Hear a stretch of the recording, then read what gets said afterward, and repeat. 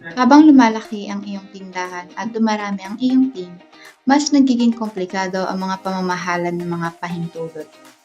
Naranasan mo na ba ang mga ganitong hamon? Nakikita lang ba ng iyong mga empleyado ang data na kailangan nila? Maaaring magdulot ng pagkakamali o kahit pagtagas ng data ang hindi malinaw na pahintulot. At kapag namamahala ng maraming tindahan o operasyon sa ibang bansa, paano mo inaayos ang mga pahintulot ng hindi nagkakagulo? Ang mga problemang ito ay hindi lang nagpapabagal ng iyong trabaho, kundi nagdudulot din ng posibleng panganib sa seguridad.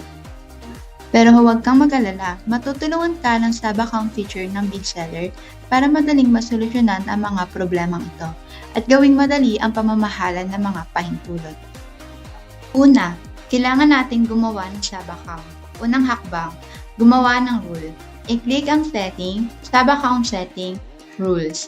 Ilagay ang impormasyon, pumili ng mga pahintulot, i-click ang save. Pangalawang hakbang, magtakda ng mga pahintulot para sa sub-account. I-click ang setting, sub-account setting, sub-account. Magdagdag ng bagong sub-account.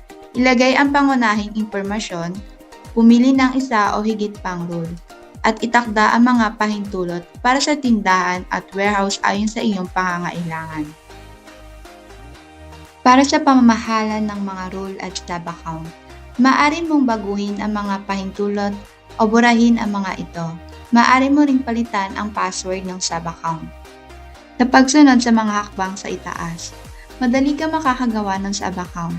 Pero paano natin masisiguro na ang bawat empleyado ay makikita lamang ang product data na sila lang ang may pananagutan at maiwasan ang hindi patas na kompetisyon? Matutulungan ka ng Merchant SKU Control feature ng Big Seller para dito. Sa pamamagitan lamang ng ilang simpleng hakbang, maaari kang magtakda ng malinaw na mga pahintulot at matiyak na bawat empleyado ay makakagamit lamang ng mga produkto, sila lang ang may responsable. Unang hakbang, pumunta sa Inventory Module, Merchant SKU Category. Pumili kung mag-i-import o magdadagdag ng bagong kategorya. Sa Merchant SKU page, piliin ang mga SKU na kailangan. I-assign ang mga ito sa tamang kategorya.